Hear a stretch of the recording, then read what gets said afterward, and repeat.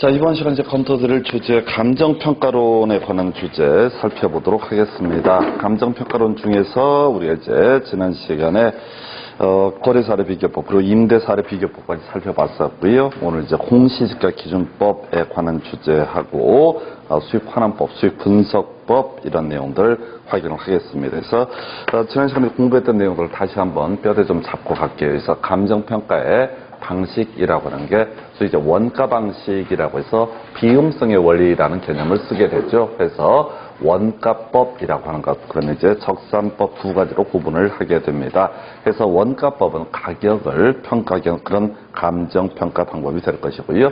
그 다음에 적산법은 이익률을 평가하기 위한 방법이다라고 해서, 자, 우리 제조돌 원가라는 개념을 만들어냈었죠. 그래서 제조돌 원가 구하는 방법 두 가지 있었고요. 여기다 감가 수정을 해서 그 대상 물건의 가격을 평가하는 감정평가 방법, 원가법이라고 불렀었고요. 계산을 해내는 방식, 제조돌 원가를 구하는 게 하나가 일시불의 미래가치 계수를 활용하는 거, 공사비 변동률을 활용하는 거, 이런 게 하나가 있었고요. 그 다음에 이제 감가 수정이라고 해서 감가 누계액을 계산해내는 방식 두 가지가 있었죠. 그래서 주로 공부하는 것이 정액법하고 정률법에 관한 이슈가 있었습니다. 이에 비해서 기기필이라고 해서 기초가액, 그 다음에 기대 이율을 곱하고 거기다 필요한 재경비를 더해서 이익률을 평가하는 방법, 적산법이라는 용어를 썼었고요. 비교 방식에서는 바로 가격을 평가하기 위한 거래사례 비교법이라는 것이 하나의 이슈가 되게 될 것이고, 또 하나가 이익률을 평가하기 위한 감정평가 방법으로서 임대사례 비교법이라는 것이 있게 된다라고 해서, 자, 이제 사례 가격, 거래 사례를 가지고 사실지계면에서 사정, 보정, 자, 시점 수정, 그 다음에 가치 형성 요인의 지역 요인이라든가 개별 요인, 그 다음에 이제 면적 요인 등을 고려해서 대상 물건의 가격을 평가하는 방법이라고 봤었고요. 그 다음에 임대 사례 비교법이라고 하는 거, 바로 사례 임료에다가 사실지계면에서 사정, 보정, 시점 수정, 가치 형성 요인으로서 지역 요인이라든가 개별 요인이라든가 면적 요인을 고려해서 이익률을 평가하는 방법, 이렇게 논의가 됐었고요. 이제 오늘 공부하게 될 주제가 공시지가 기준법이라고 해서 비교 표준지 공시지가라고 하는 거, 국토부 장관이 정해놓은 이 토지의 가격을 기준으로 해서 대상 토지의 시지계획, 시점 수정, 지역 요인, 개별 요인, 그 밖의 요인 등의 보정을 거쳐서 가격을 평가하는 방법에서 토지 가격을 평가하는 방식은 원칙이 공시지가 기준법이고 예외적으로 거래사례 비교법을 적용할 수 있다 해서 작년 시험 문제에서는 토지에 대한 감정평가 방법으로서 바로 거래사례 비교법을 가지고 구성이 됐었고요. 그 다음에 이제 이 비교 방식 시장성의 원리에 대응해서, 자, 이 물건에서 얼마의 수익이 발생하느냐라고 하는 거, 수익성의 원리라고 해서 가격을 평가하기 위한 감정평가 방식으로서 수익 환원법이라고 하는 것이 있죠. 그래서 순수익이라고 하는 거, 이것을 이제 앞으로 발생할 수익이죠. 현재 가치로 환원 또는 할인해서 대상 물건의 가격을 결정하는 방법, 이게 수익 환원법이라는 개념을 썼었고요. 수익 분석법이라고 하는 것은 장래 발생할 수익을 기준으로 해서 임대료를 평가하는 감정평가 방법이다라고 이렇게 논의를 하게 됩니다. 그래서 이렇게 되어 있는데, 문제는 그거죠. 예를 들어서 원가법, 건물에 대해서는 원가법을 적용을 한다. 항공기라든가 또 선박이라고 하는 것, 중장비 이런 것, 건설기계 같은 것이 원가법을 적용을 하는데, 문제는 이제 이 건물의 감정평가 가격을 매김에 있어서 원가법이 기본이지만 거래사례 비교법이라든가 수익환원법을 통해서 보정을 하는 과정을 통해서 종국적인 가액을 결정을 한다라고 봤었고요. 임대사례 비교법이라고 하는 거, 임대를 평가할 때는 중심 방식이 임대사례 비교법이었고, 적산법, 기초가액에 그 다음에 기대 이율을 곱하고 필요 재경비를 더했던 기기필이라든가 수익 분석법에서 순필이 이렇게 이제 외웠던 것들이 있는데, 이런 것들하고 비교해서 중심축은 임대 사례 비교법을 중심으로 해서 임대료를 평가를 하게 된다. 이렇게 얘기를 합니다. 그 다음에 이제 공시지가기준법은 따로 이 논의가 되게 될 것이고, 자, 그 다음에 이제 공장제 등 광업제 등 영업권, 특허권 이런 것들의 평가 방법은 앞으로 발생할 수익을 기준으로 감정평가가 이루어지는 수익환원법이 중심이 될 텐데, 혹시 거래 사례가 있다라고 하면 거래 사례 비교법, 또 이런 기술 등을 만들어내기 위해서 원가가 얼마가 든다라는 식으로 일정한 참고하는 방식이 될 수가 있습니다. 이걸 이름하여 시산가액의 조정이라는 표현을 쓰죠. 그래서 시산이라고 하는 것은 처음에 산자는 계산한다라는 의미가 되겠죠. 그래서 각각의 방식으로 시산가액을 결정을 할 테고요. 이것을 이제 가중치를 두어서 조정하는 과정. 그래서 우리가 지난 시간 문제를 가지고 보실 때, 자, 이렇게 보셨고, 일단은 기본 구조 다시 한번 가겠습니다.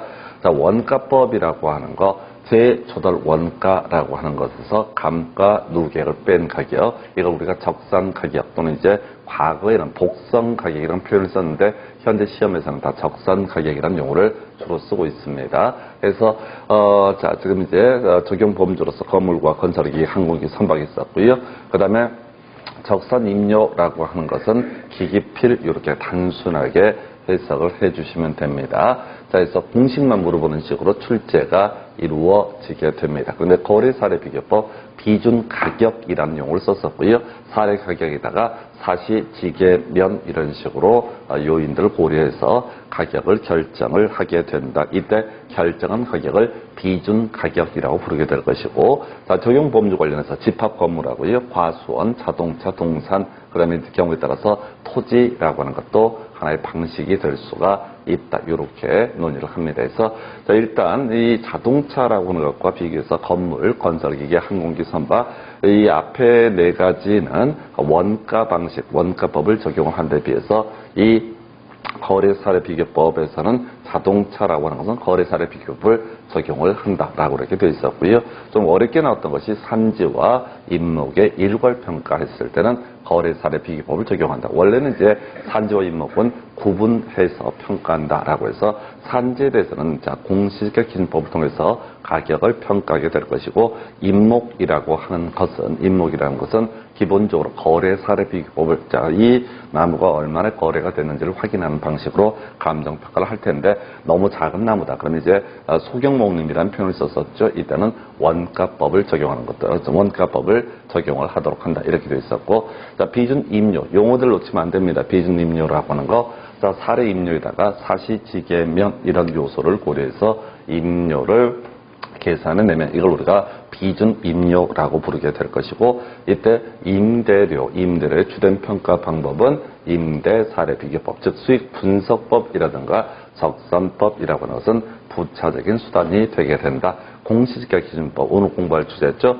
자, 토지 가격을 정의함에 있어서 비교 표준지 공시지가라고 해서 오늘 뭐 정리할 텐데, 국토부 장관이 전국에 50만 필지에 대해서 가격을 결정을 해놓게 됩니다. 그걸 우리가 표준지라고 부르게 될 것이고, 어떤 토지에 대한 감정평가를 함에 있어서 이렇게 얘기를 하죠. 그래서 그 동네에 있는 표준지 샘플을 뽑아서 이걸 우리가 비교 표준지라고 부르게 될 것이고, 시지계급라고 해서 시지계급 이런 요인들을 고려해서 가격을 결정을 하게 된다라고 할 것. 토지에 대한 감정평가 주된 방식이 공시지가 기준법 이렇게 논의를 하겠고요.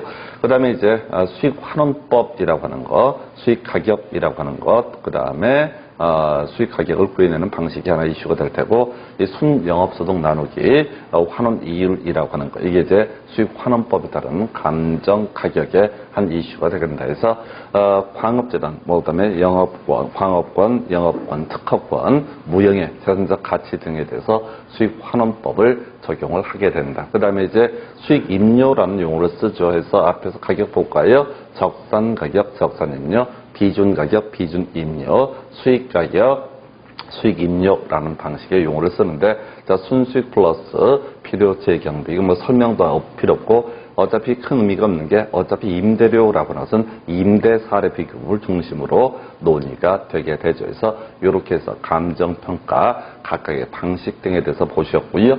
자, 그래서 실질적으로 감정평가를 해갈 때는 각각의 방식에 따라서 예를 들어서 어떤 물건의 가격을 평가하고자 한다라고 하면 지금 소위 원가 방식 중에서 원가법이라고 하는 것, 그 다음에 거래 사례 비교법이라고 하는 것, 거래 사례 비교법, 그리고 또 하나가 수익 환원법 등을 통해서 일정한 가격을 계산을 하게 되는 거죠. 이걸 우리가 각각의 방식에 따라서 계산하는 금액을 시산가액이라는 표현을 쓰게 될 것이고, 이걸 이제 가중치를 두어서 종국적인 가격을 결정하는 과정을 감정평가의 과정이다 이렇게 평가를 하게 됩니다. 자, 이에 대응해서 임료라고 하는 것을 평가를 하고자 한다라고 하게 되면, 자, 우리가 임료를 평가하는 방식에는 이런 게 있었죠. 하나가 적선임료라고 해서 적선법이라고 하는 것이 하나가 있었고, 임대사례비교법이라고 해서 비준임료라고 하는 것을 결정하는 것도 하나의 방법이 될 수가 있겠고,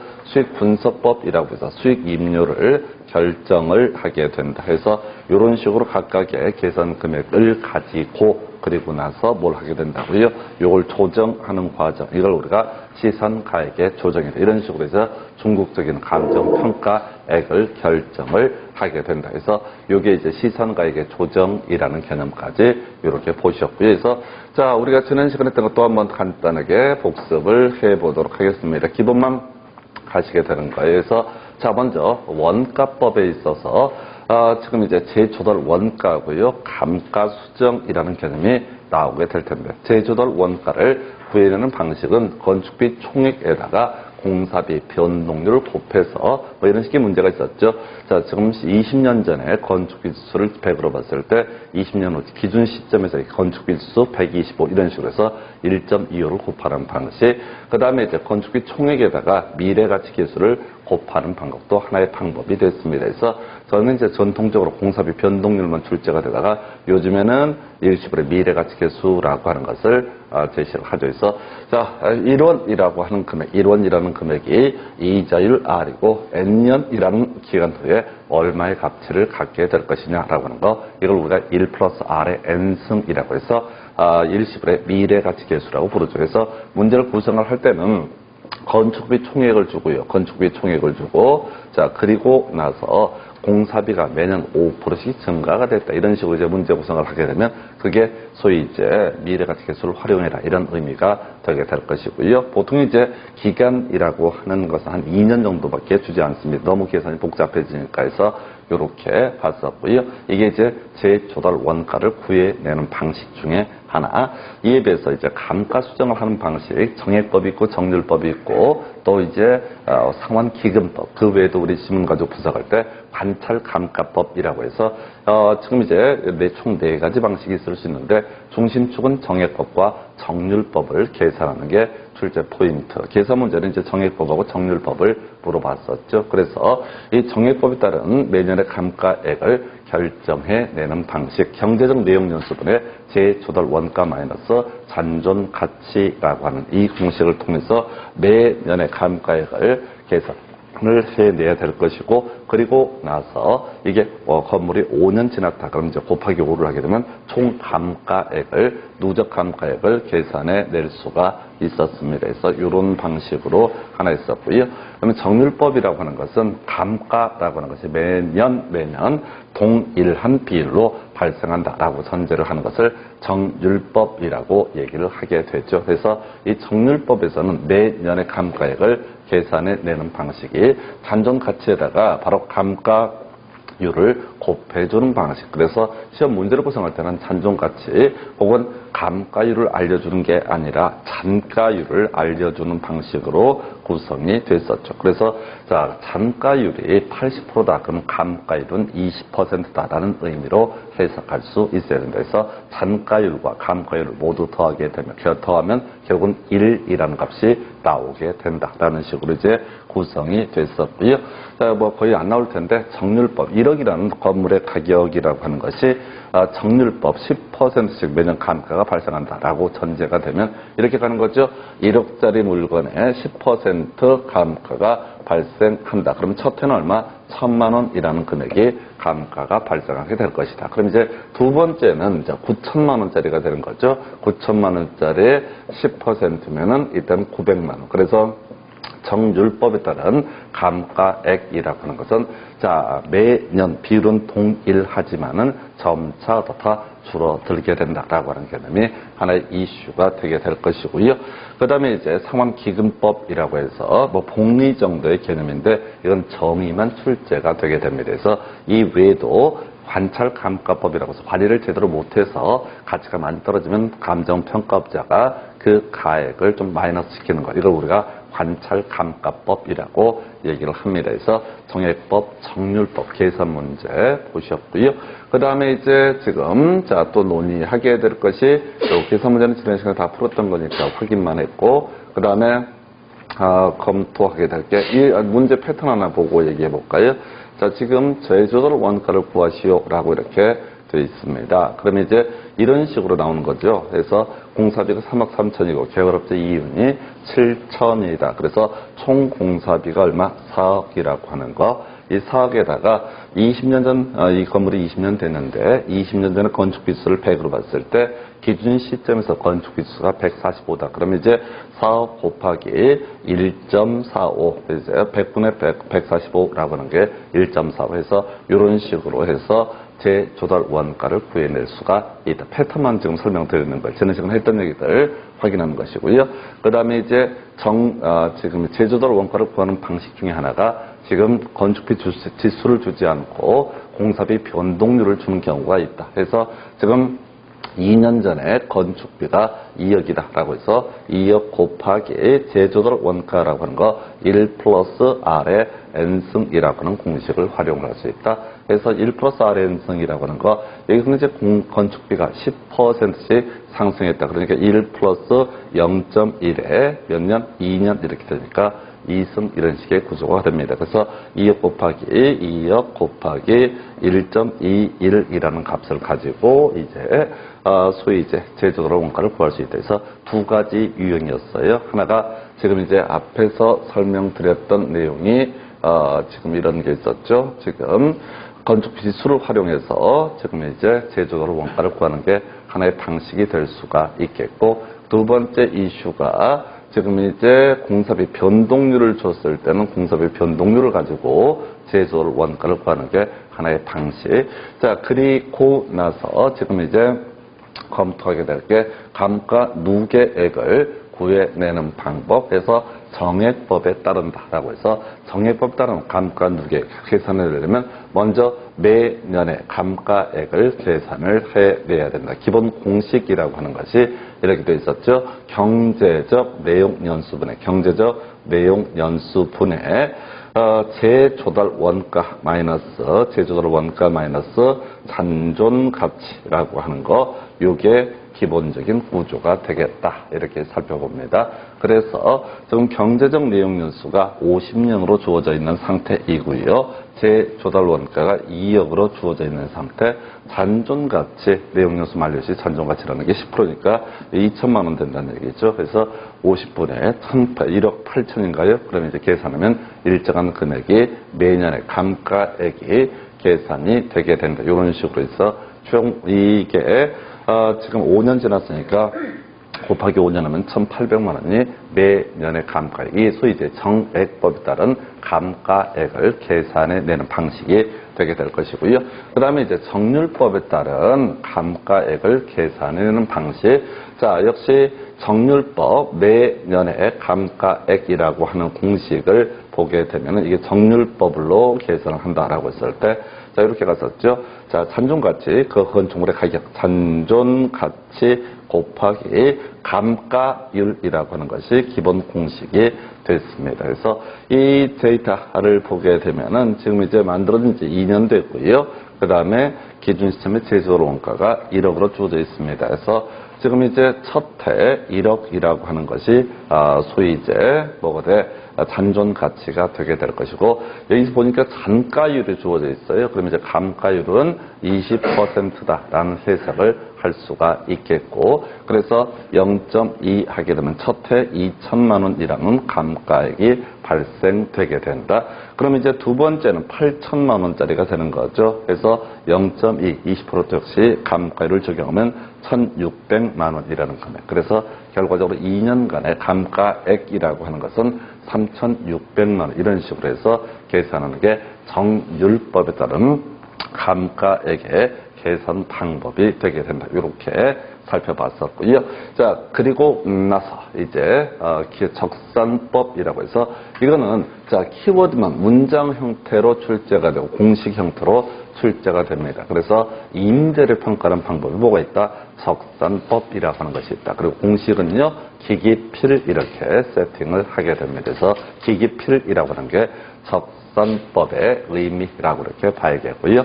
그럼 지난 시간에 우리가 공부 마지막에 해왔던 주제가 거래 사례 비교법이라고 하는 주제가 있었죠. 그래서 이 거래 사례 비교법이라고 하는 거, 자, 거래 사례 가격을 기준으로 해서, 지금 이제 사시지계면이라고 하는 거, 요 요소를 고려해서 감정평가하는 방식을 얘기하게 된다. 그래서 먼저, 지금 이제 사례 가격을 뽑아낼 테고요. 그 다음에 사정 보정, 시점 수정, 지역 요인, 개별 요인, 그 다음에 면적 요인 등을 고려하게 되는 것을 가치 형성 요인의 비교라고 이렇게 부르게 됩니다. 자, 그리고 적용 범주, 집합 건물, 과손 자동차, 동산 등이 주 대상이 되게 된다. 비교해서 자동차라고 하는 것은 지금 거래 사례 비교법을 적용을 하고요. 앞에서 건설기계, 항공기, 선박이라고 하는 것은 원가법을 적용을 하게 됩니다. 그리고 이제 토지, 집합 건물이 하나 이슈가 됐었죠. 보통 아파트의 감정평가 방법은 거래 사례 비교법. 여기 이제 기본, 가장 대표적인 케이스죠. 그래서 우리가 부동산 중에서 토지에 대해서는 공시지가 기준법이라는 것을 활용을 하게 될 테고, 이에 대응해서 건물에 대해서는 원가법을 적용을 하게 될 테고, 그리고 지금 이제 집합 건물에서 아파트와 같은 경우에는 바로 거래 사례 비교법을 적용을 한다. 그리고 자, 자주 나오는 건 아닌데 아까 보신 것처럼 산림에 관한 부분 제일 어렵게 구성할 때 이 문제가 출제가 되죠. 그래서 산림이라고 하는 것은 그 나무가 자라고 있는 토지하고 그 다음에 나무를 묶어서 보게 되는 것을 산림이라고 정의를 할 텐데 가치가 다르기 때문에 구분하여 평가한다. 우리가 첫 시간에 공부할 때 자, 가구 일부라는 표현을 외우자고 그랬어요. 가치가 다르다라고 하면 어떻다? 구분하여 평가한다. 일체로 이용되고 있었던 부분에 대해서 평가하는 것을 바로 부분평가라고 봤었죠. 개념 설명드리면 이렇습니다. 바로 산림처럼 토지하고 나무가 전혀 가치가 다르다라고 하면 이때는 구분하여 평가하는 게 일반적인 모습. 그 다음에 이제 부분평가는 이거 있었죠. 토지가 이만큼 있는데 이 토지 중에 이렇게 도로가 설치되기로 결정고시가 되게 됩니다. 그럼 이 부분에 대해서 보상을 해줘야 될 것인데 이게 이제 일체로 이용되고 있다. 이 부분만 오전에서 수용을 할 거니까 이 부분에 대해서는 어떻다? 부분평가라는 용어를 쓰게 된다. 해서 가구 일부라고 해서 가치가 다르면 구분평가, 일체로 이용되고 있으면 부분평가라고 하는 것으로 구분할 수 있다. 해서 다시 돌아와서 이 산림이라고 하는 것은 자, 산지와 인목 전혀 가치가 다른 부분을 보기 때문에 구분하여 평가한다. 그래서 산지에 대해서는 따로 얘기를 하지 않습니다. 왜냐하면 공시지가 기준법, 땅이니까 공시지가 기준법을 적용을 하게 될 것이다. 그 다음에 이제 인목이라고 하는 것은 기본적으로 거래 사례 비교법을 적용을 하게 된다라고 이렇게 세트를 잡습니다. 그래서 이 나무가 얼마에 사고 팔렸는지 근처 찾아봐서 그걸 기준으로 소위 감정평가를 할 텐데 너무 작은 나무에 대해서는 원가법, 이 나무를 심었을 때 심기 위해서 들어간 비용, 여기까지 키우기 위해서 들어간 비용을 따져보는 것을 원가법 이라는 용어를 쓰게 된다. 물론 이제 산적 인목을 묶어서 일괄해서 평가할 때는 지금 여기서 문제 삼고 있는 거래 사례 비교법을 적용을 해야 된다라고 이렇게 되어 있습니다. 그래서 요 정도. 그 다음에 이제 용어들 놓치면 안 되죠. 비준 가격이라고 하는 거. 다시 가볼까요? 앞에서 우리가 원가 방식에 따른 가격은 적산 가격이라는 표현. 그래서 공식도 다시 재조달 원가 마이너스 감가 누계액이라고 하는 거. 요게 하나의 포인트가 됐었고요. 그 다음에 이제 지금 논의하게 될 것 중에 하나가 자, 적산 임료라고 하는 것이 있었죠. 적산 임료는 뭐가 됐어? 기초 가액 곱하기 기대 이율, 그 다음에 두 개를 곱한 다음에 그다음 필요 재경비를 더하는 식으로 했던 것이 소위 적산임료. 지금 따져 묻게 되는 자, 비준 가격이라고 하는 거. 비준 가격. 여기 나와 있는 데이터처럼 사례 가격에다가 사시지계면 이런 요소를 고려해서 감정 평가한다. 그다음에 임대 사례 비교법이라고 하는 부분에 있어서는 용어 자체가 비준 임료라고 하는 것으로 구분을 해볼 수가 있겠다 해서 이렇게 해서 사시지계면 이런 식으로 이제 논의가 되게 되죠. 자, 이게 이제 거래 사례 비교법이라는 개념이 되게 될 것이고요. 그래서 우리가 이제 문제 구성할 때 사정 보정 시 계산을 내는 방식이 끊임없이 구성이 되고요. 시점 수정이라고 하는 건 거의 구성이 되지 않습니다. 시점 수정은 원가 방식 할 때 문제 구성을 주로 하기 때문에 주요 쟁점이 될 수 없고요. 이 시점 수정의 의미는 그런 식이죠. 어떤 아파트, 좀 감정평가 의뢰가 들어온 아파트가 있게 될 것인데, 자, 이 아파트와 비슷한 속성을 갖는 게 3개월 전, 6개월 전에 만약에 거래가 이루어졌다라고 했을 때 그 사이에 아파트 값이 전반적으로 올라가는 사례가 있을 수 있으니까 그때 이제 시점 수정이라는 개념이 있게 될 것이고, 이 사례하고 대상 물건 사이에 지역 요인, 개별 요인, 면적 요인을 고려해서 종국적으로 그 가격을 결정하는 방식을 바로 거래 사례 비교법에서 사시지계면 이렇게 갔던 것이고요. 실제 계산해내는 과정에 있어서는 이런 식으로 갔었죠. 그래서 사정 보정치, 금매가 있었다라고 했을 때 또는 시가보다 너무 낮게 거래가 됐다, 시가보다 고가로 거래가 됐다라고 했을 때 그러면 이제 이런 식의 얘기죠. 어떤 아파트가 있는데 지금은 3억대에 거래가 된 사례가 있다. 근데 얘가 금매로 팔리다 보니까 그래서 2억 5천에 원래는 이제 한 3억 5천 정도의 가치가 있는데 3억에 거래가 됐다. 그러면 이제 지금 새로운 비슷한 아파트에 대한 감정평가를 함에 있어서는 사정 보정치라는 것을 계산해서 자, 보정을 해야 된다. 이런 취지가 되겠고, 공식은 이것이었죠. 사례 가격분의 정상 가격이라고 하는 거예요. 이게 이제 사정 보정치를 계산해내는 방식이었었고요. 자, 지역 요인과 개별 요인, 항상 분모 자리에는 사례라고 하는 것이 키워드가 되게 됩니다. 분자 자리에 대상 물건의 특성이 문제가 되게 되죠. 해서 이런 식으로 해서 계산을 해내는 방식. 여기는 이제 당연히 저기 면적 요인은 표식을 안 하고 있는데 똑같은 논리 구조로 면적 요인은 자, 사례 면적이라고 하는 거, 그 다음에 대상 물건의 면적이라고 하는 거, 요렇게 사시지계면이라고 하는 거에서 자, 요렇게 공식이 됐던 것이고요. 문제 패턴 가지고 볼까요? 사정 보정치를 구하시오라고 해서 사정 보정치를 구하시오라고 하면 항상 분모의 자리에 뭐가 들어간다고요?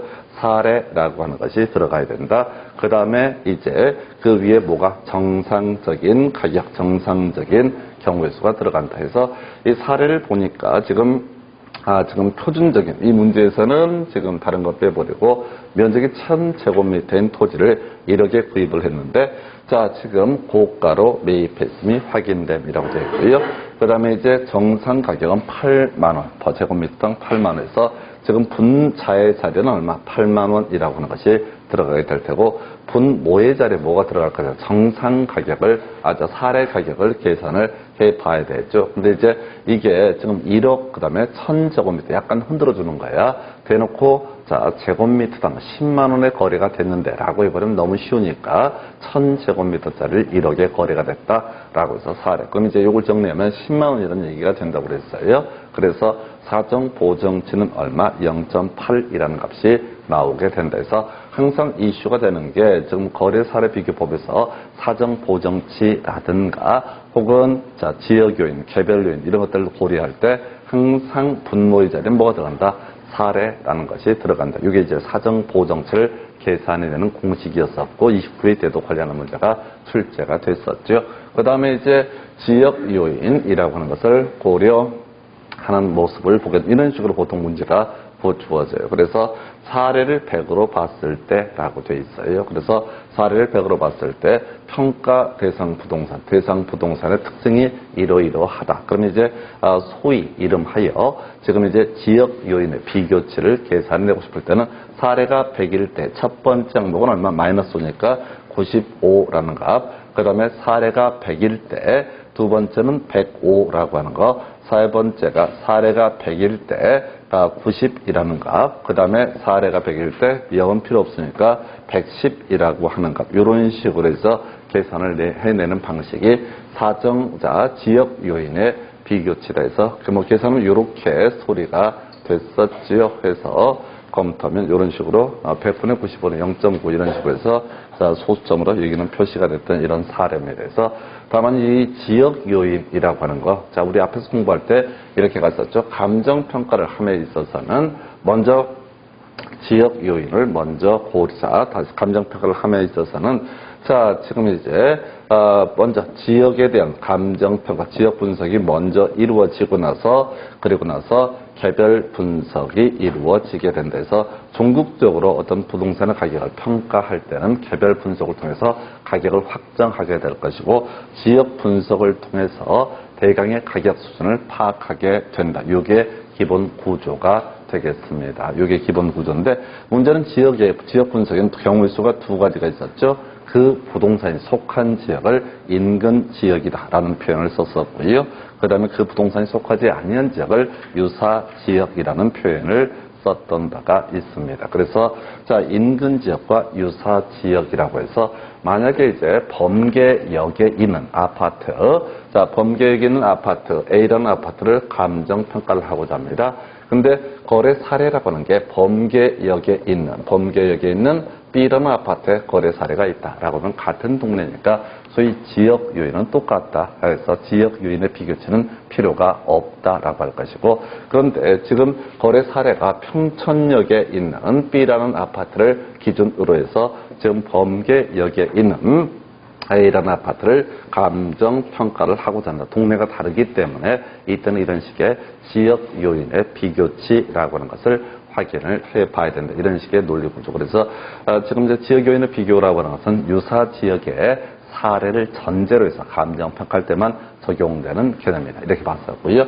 그 다음에 이제 문제 구성하는 것 중에 하나가 개별 요인의 비교치라고 하는 거. 이게 좀 어렵게 이제 문제 구성이 됐던 사례인데 대상 토지 면적, 지금 우리가 감정평가를 하고자 하는 토지 면적이 총 1000제곱미터인데 그 중에서 600제곱미터 완경사, 400제곱미터 평지라고 주어져 있습니다. 그래서 자 전체 중에 비중을 따져 묻게 되면 0.6에 해당하는 부분은 완경사, 전체 0.4에 해당하는 부분은 평지라고 이렇게 전제를 하게 됩니다. 그런데 주어진 데이터를 보니까 완경사 부분은 표준 획지에 비해서 20%의 감가요인이 있다라고 이렇게 돼 있어요. 그러면 이다가 얼마를 0.8의 가치를 갖게 된다 해서 20%의 감가요인은 1이 아니라 0.8이 될 것이고 0.4에 관한 부분은 그냥 1과 동일하게 감가요인이 없다라고 했으니까 이렇게 이제 계산해 갔던 것이 소위 개별 요인의 비교치 제일 어려운 형태의 문제였어요. 그래서 이게 약간 문제 형식이 특이해서 이런 문제가 구성이 됐었고요. 그래서 0.6에 해당하는 부분은 얼마? 자, 0.8의 가치를 가지고 있고 0.4에 해당하는 부분은 감가요인이 없기 때문에 그들에서 이런 식으로 이제 계산한 게 지역 요인의 비교치. 여기까지가 지난 시간에 이제 공부했던 주제들 보셨고 마지막에 이제 비준 임료라고 하는 거, 임대를 평가할 때 임대 사례 비교법을 적용을 하게 된다라고 이렇게 뼈대를 잡았었고요. 용어 비준 임료, 이 바로넣기 문제로 이런 것들도 막 출제가 돼서 비준 임료. 다시요, 임료는 비준 임료가 있고 적산 임료가 있고 수익 임료가 있게 될 것인데 임대 사례 비교법에 따라서 계산한 임료라고 하는 것은 비준 임료로 해석을 하게 된다. 해서 이 비준 임료는 사례 임료를 기준으로 해서 사시지계면 계산 문제는 나오지 않았습니다. 왜? 거래 사례 비교법을 가지고 충분히 문제 구성을 할 수 있기 때문에 이렇게 논의를 해볼 수가 있겠고요.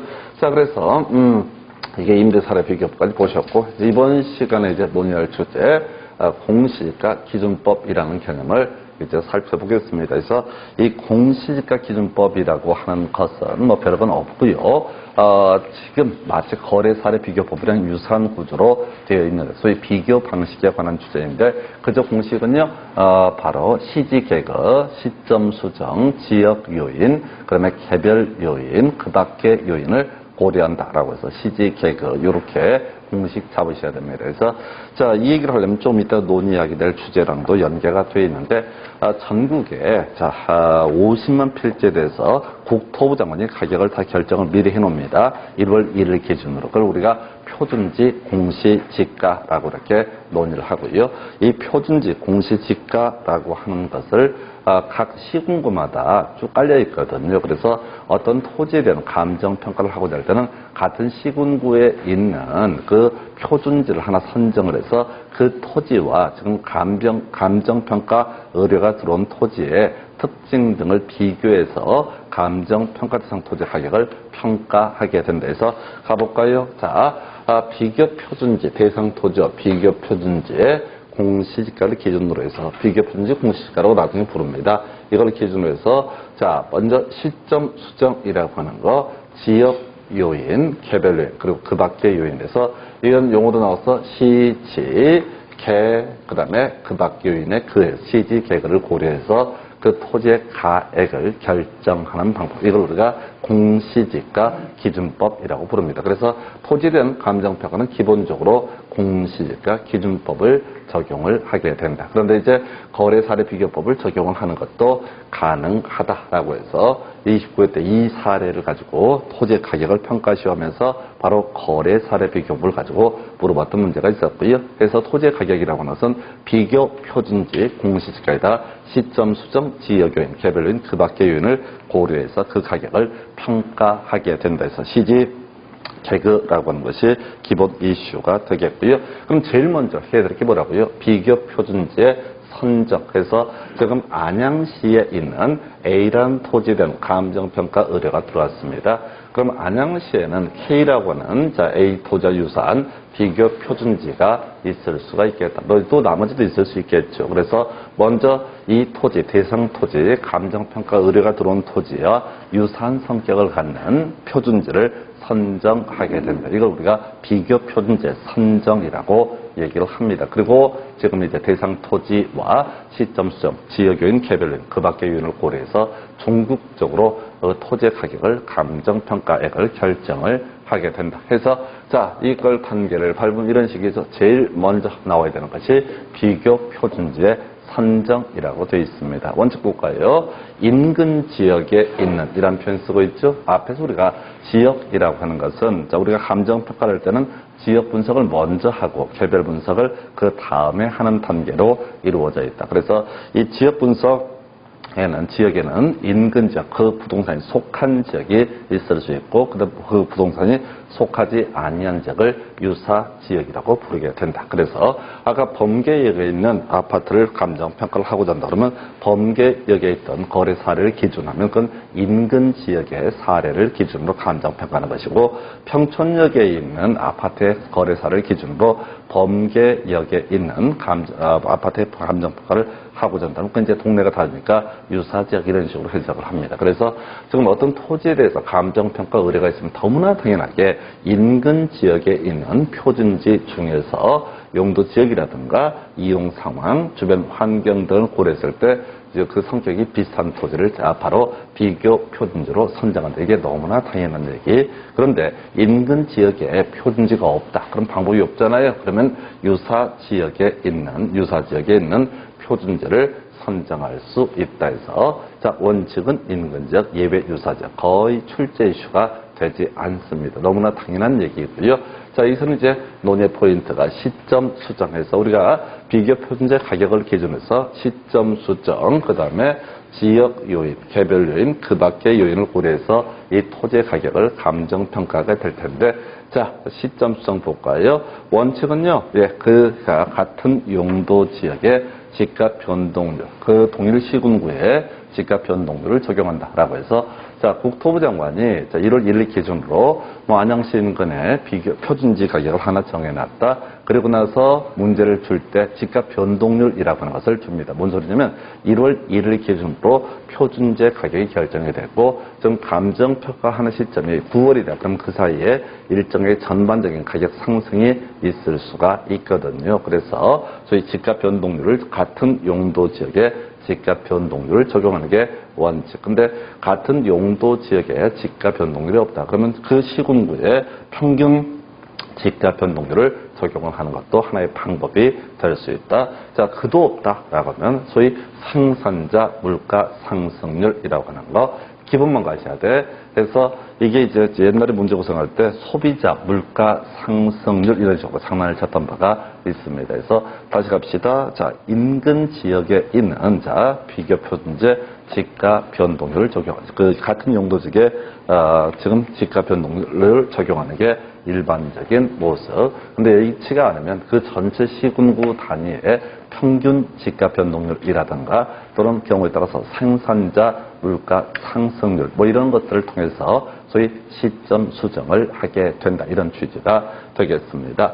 네, 그리고 나서 지역 요인, 개별 요인 이건 따로 설명할 필요 없어요. 왜? 바로 거래 사례 비교 볼 때 그대로 끌고 들어오게 될 것이고 그 밖의 요인이라는 것도 마찬가지 구조가 되게 됩니다. 그래서 자 공부를 해갈 때 조금 힘든 것 중에 하나가 이 얘기죠. 좀 낯선 내용들이에요. 그래서 어떤 토지에 대한 감정평가 의뢰가 들어온다. 그러면 원칙적으로 공시지가 기준법이라는 것을 통해서 그 토지의 감정가격을 결정을 하게 될 것인데 이 중에서 첫 번째 비교 표준제 선정이라고 해서 원칙은 인근지역, 예외적으로 유사지역 이렇게 보게 될 것이고 두 번째 시점 수정이라고 하는 거 같은 그 시군구 안에 같은 용도지역에 지금 집값 변동률을 적용하는 게 원칙인데 그게 여의치 않으면 유사지역에 그 시군구에 전체 평균 집값 변동률 혹은 생산자 물가 상승률 등을 적용을 할 수 있대서 이건 계속해서 제목 정도로만 기억하는 게 합리적인 방법이 됩니다. 그래서 이걸 일 없이 읽어버리면 전체가 말려요. 그래서 이렇게 기본적인 구조 보셨고요. 자, 문제 형식을 통해서 살펴볼까요? 자, 지금 이제 이 토지 평가액을 구하시오라고 되어 있습니다. 그래서 지금 기준 시점은 2015년 10월 24일 되어 있고요. 지금 이 어떤 토지를 평가하는 거냐면 AC B구 C동 177번지 토지된 평가. 그 다음에 용도 지역을 검토해 보니까 2종 일반 주거지요. 그럼 면적은 200제곱미터라고 주어져 있습니다. 자, 그런데 이제 이 토지와 관련해서 비교할 만한 표준지라고 하는 게 HB구 C동 123번지가 국토부 장관이 미리 가격을 결정을 해놨습니다. 그래서 1월 1일 기준으로 가격을 공시를 하게 되는 것이고요. 200만 원으로 주어져 있습니다. 나머지 요인은 똑같죠. 그러면 이제 지금 토지의 가격을 평가하고자 할 때는 먼저 비교 표준제 가격을 특정을 해야 되죠. 그래서 첫 번째 이 토지 가격을 계산하기 위해서는 200만 원이라는 금액부터 시작을 하게 됩니다. 자, 그리고 두 번째 집값 변동률이라고 해서 시지 개거 시점 수정을 해야 되는데 지금 10월 24일까지 지금 기준 시점까지 자 AC B구 주거 지역의 가격이 5%가 상승됐다라고 해서 자, 이게 이제 결과적으로 5%가 상승했다는 얘기는 이때 이제 멍해지는 거지. 곱할 게 뭐야? 5입니까? 0.5입니까? 0.05입니까? 아니면 100분의 105라고 이렇게 표시를 해줘야 돼. 자, 1월 1일 기준으로 해서 100이라고 한다면 지금 10월 달에 이르러서는 5% 상승했으니까 100분의 105라고 이렇게 해석을 하는 겁니다. 다시요. 1월 1일 기준 가격을 1로 해석을 하게 되면은 다시 1월 1일 기준으로 1로 해석을 하게 100으로 해석하면 얘는 얼마가 된다고요? 바로 10월 24일 기준 105라는 값을 갖게 된다. 요게 이제 요 문제 연습할 때 몇 번만 요거 체크하면 별 문제가 없어요. 그래서 시점 수정 보셨고요. 지역 요인이라고 하는 거 인근 지역이라고 되어 있으니까 굳이 똑같으니까 평가할 필요가 없겠다. 그 다음에 이제 개별 요인을 검토해 봐야 되는데, 자, 지금 뭐가 비교 표준지를 100으로 봤을 때, 지금, 이게 이제 가로 조건 5%였어요. 그러면 이제 100분의 95라는 값이 되게 될 것이고요. 그 다음에 환경 조건은 20% 우세라고 되어 있어요. 그럼 100분의 120이라는 값으로 해석을 할 수 있다. 예, 요게 끝이에요. 그래서 요걸 정리하게 되면 이런 식으로 토지 가격은 비교 표준지 공시지가에다가 시점 수정, 즉 지가 변동률을 적용을 해야 된다.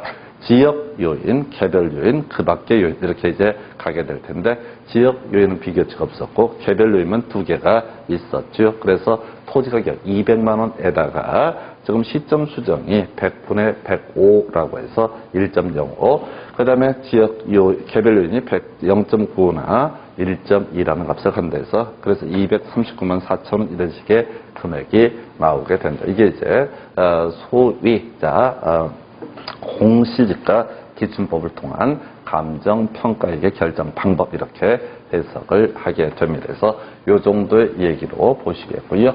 자, 그리고 나서 검토하게 될 거 우선 여기까지 보셨고, 자, 우리 교재 통해서 쟁점들 보겠습니다. 287페이지부터 지문하고요. 문제 몇 개 보시고 나서 설명드리겠습니다.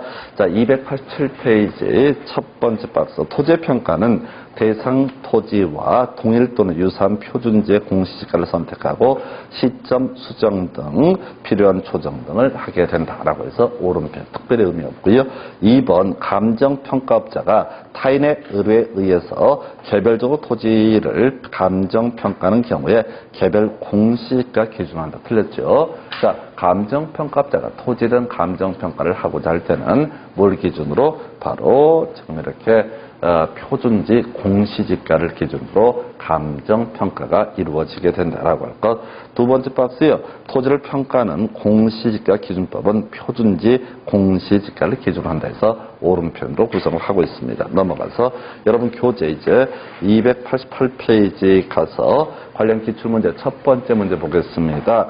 감정평가업자가 감정평가에 관한 규칙에 의거해서 공시지가 기준법으로 토지를 평가하는 경우, 감정평가하는 경우 필요 항목 순서대로 나열하는 것, 이런 문제도 나온 적이 있어요. 그래서 제일 먼저 필요했던 것이 비교 표준지 선정이라고 하는 것이 필요하겠죠. 거기서 이제 나오거든요. 시지 개그라는 개념이 바로 나와야 돼. 시점 수정이라고 하는 것이 있게 되겠죠. 미음번이죠. 기역번 다음에 미음번, 지역 요인이라고 하는 거 비교 비읍번, 그 다음에 개별 요인 비교 시옷번, 그 밖에 요인이라고 해서 지읒번에서 그냥 시지 그걸 그대로 출제했던 그런 문제 유형이 되겠습니다. 그래서 이런 문제들도 있고요.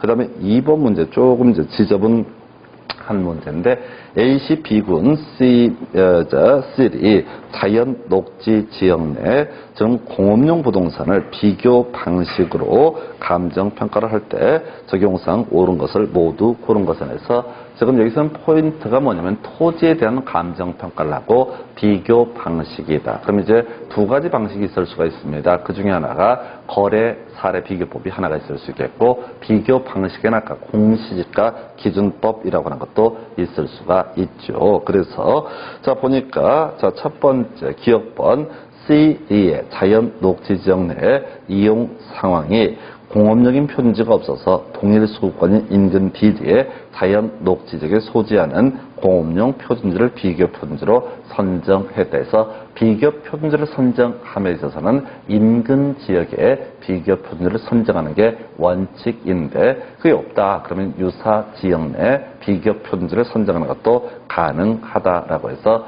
기역번 오른편 되겠고요. 니은번 공시지가 기준법 적용에 따른 시점 수정 시 지가 변동률을 적용하는 것이 적절치 아니해서 뒤에 소비자 물가 상승률을 적용을 했다 해서 틀렸죠. 우리가 이제 시점 수정을 함에 있어서는 자 동일한 용도 지역, 동일한 시군구의 동일한 용도 지역에 지가 변동률을 적용하는 게 원칙인데 그게 여의치가 않으면 그 시군구의 평균 지가 변동률을 적용을 하는 것도 하나의 방법이 될 수가 있다. 이렇게 논의가 됐었고요. 그래서 그리고 그도 여의치 않으면 어떻다? 생산자 물가 상승률이라고 하는 거. 이로서 니은번 틀렸고요.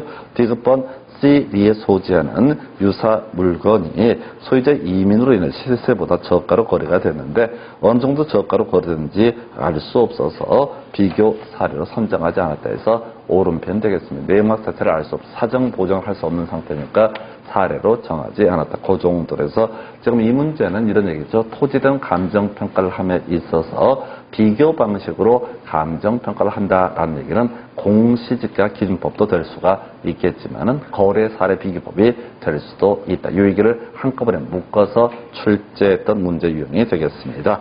자, 그다음에 3번 문제 가볼까요? 자, 다음 표준지 공시지가 기준으로 해서 자, 주어진 조건에 따라서 현재 대상 토지의 가격을 구하시오라고 이렇게 되어 있습니다. 그래서 자, 문제 보니까 표준지 공시지가 제곱미터당 10,000원이라고 주어져 있습니다. 그래서 일단 출발점이 뭐라고요? 자, 비교 표준지의 공시지가라고 하는 거 이게 일단 10,000원이라는 금액이 주어져 있습니다. 시점 수정이라고 하는 것을 보니까 자, 지금 지가 변동률이 10%라고 주어져 있습니다. 10%는 얼마로 곱해야 돼? 100분의 110을 곱해야 되는 거죠. 그래서 1월 1일 기준 가격을 100으로 봤을 때 10% 상승, 자, 110이라는 얘기에서 결과적으로 정리하면 시점 수정에서 1.1을 곱하면 될 것이고요. 그 다음에 세 번째, 자, 인근 지역의 소지함이라고 해서 지역 요인은 비교가 필요가 없다. 그 다음에 개별 요인의 분석표를 보니까 자, 지금 표준지를 100으로 봤을 때 대상 토지가 얼마? 80 이렇게 되어 있습니다. 자, 기준점이 이건 뭐가 되는 거야? 표준지가 되는 거죠. 그래서 지금 가로 조건을 기준으로 봤을 때 얼마? 0.8이라고 하는 것이 될 때 100분의 80이니까 두 번째, 자, 접근 조건을 보니까 똑같으니까 따져 물을 필요 없고요. 세 번째, 획지 조건, 표준지를 100으로 봤을 때 110. 그래서 1.1을 곱하면 될 것이고요. 1.1을 곱하면 될 것이다. 그 다음에 환경 조건 똑같고 행정적 조건 똑같고 기타 조건 똑같다. 그래서 이걸 정리하게 되면 10,000원 곱하기 1.1 곱하기 0.8 곱하기 1.1을 하게 되면 이제 나온 금액이 9,680원인가 이런 식으로 계산을 하게 된다라고 하는 거. 이게 이제 지금 표준지 공시지가를 기준으로 감정평가하는 방식, 좀 옛날 문제라서 쉽게 나온 패턴이 되겠습니다. 그러나 이게 조금씩 어려워지더라도 아까 봤던 문제가 그 다음 4번 문제가 될 텐데 방금 설명드렸던 내용이고요. 결국은 이 범주 안에서 그냥 맴맴 돌게 됩니다. 그래서 그렇게 해서 이렇게 금액을 보게 됩니다. 그래서 자, 하여튼 요즘의 문제 유형이라는 게 특징이 뭐냐면 점점 숫자가 좀 길어진다, 커진다는 정도의 특징이 있고요. 기본적으로 문장이 좀 길어지는 게 힘든 게 있습니다. 그래서 지금 3번 문제와 4번 문제의 특징이라는 게 아주 오래전에 나왔던 문제가 3번 문제 같은 패턴이고요. 그다음 조금 이제 요 근래 그나마 가까이 나온 게 4번 문제 같은 패턴이거든요. 그래서 본질은 똑같아. 해서 숫자만 좀 달라지고 문제를 구성할 때 좀 양이 많게 이제 세팅하는 그 정도의 문제예요. 그래서 결국은 이런 문제 풀어가실 때 방법은 한 가지밖에 없어요. 줄줄줄 거의 이해하는 정도가 아니라 그냥 암산하듯이 실질적으로 뭐 이런 문제 갈 때는 10,000원 곱하기 암산 계산기 두들겨서 1.1, 0.8, 1.1 이런 식으로 바로 곱해가는 식으로 나와야지. 그래야 이제 20초, 3초 안에 그제 바로 계산기 나오거든요.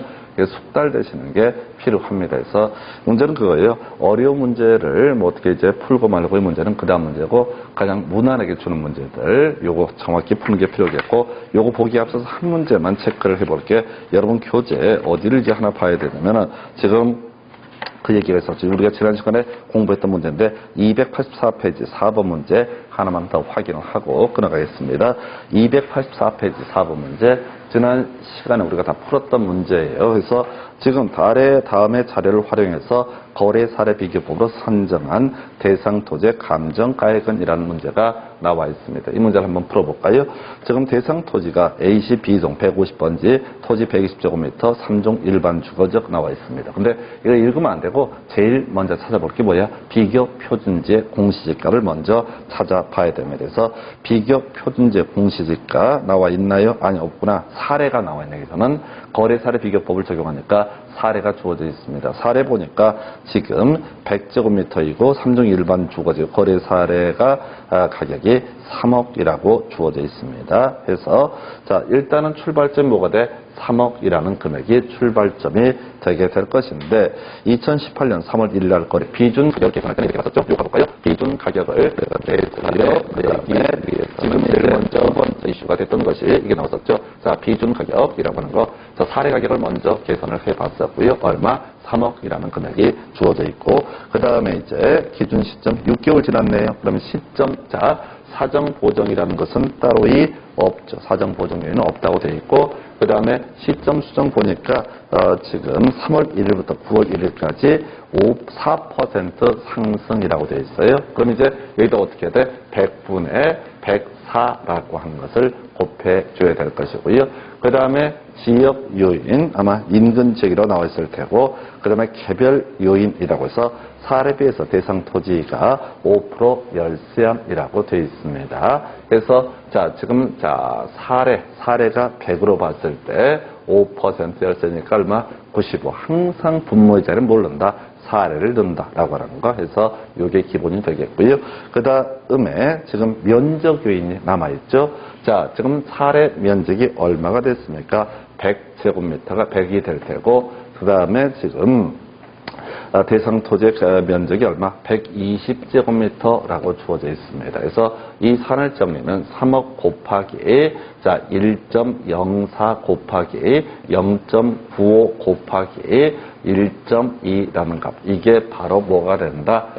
지금 이 부동 토지의 가격이 되게 된다 해서 계산이야 이렇게 해서 3억 5,568만 원 이런 식으로 이제 나와 있는데 문제는 계산은 그 다음 문제고 지금 제가 이걸 보여드린 취지가 뭐냐면 토지의 가격을 평가함에 있어서 우리가 거래 사례 비교법하고 공시지가 기준법의 가장 큰 차이 중에 하나가 뭐냐면 자, 이 거래 사례 비교법의 공식을 보게 되면은 이렇게 돼 있잖아요.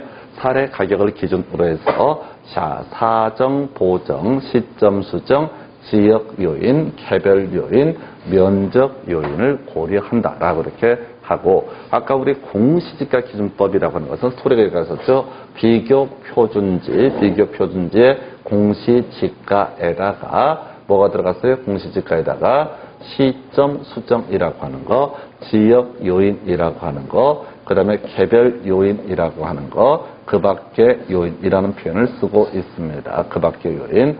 그래서 자 우리가 공시지가 기준법에 따라서 감정평가를 할 때는 면적 요인은 고려 항목이 될 수가 없습니다. 왜?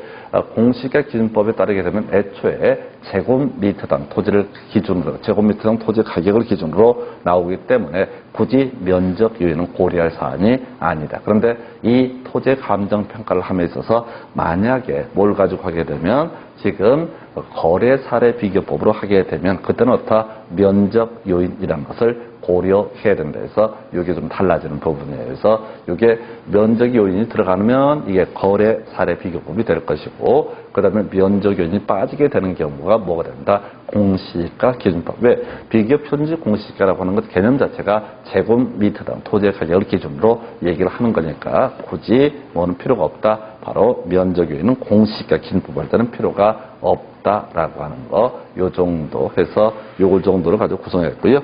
자, 잠시 끊었다가 이제 검토 드릴 주제 수입 환원법부터 이어서 가겠습니다.